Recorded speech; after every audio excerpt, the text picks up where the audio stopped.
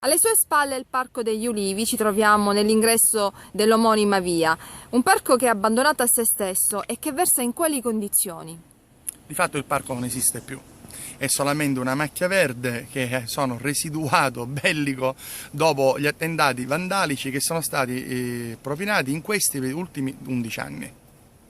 E quali potrebbero essere gli interventi per poterlo salvare, ma soprattutto riconsegnarlo ai cittadini che di fatto non lo possono più utilizzare? L'intervento di ripristino deve avvenire su due fronti. Il primo, l'amministrazione deve cercare dei partner privati anche di una certa entità per ripristinarlo perché ha dei costi notevoli.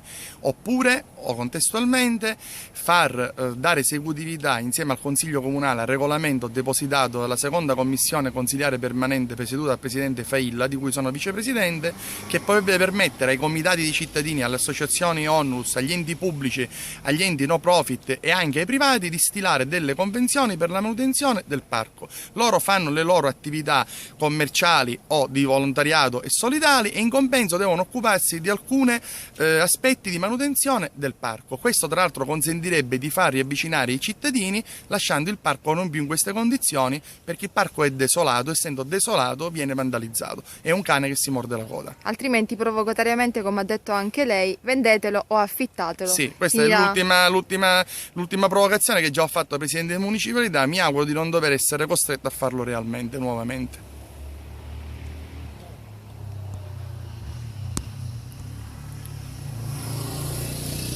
Break.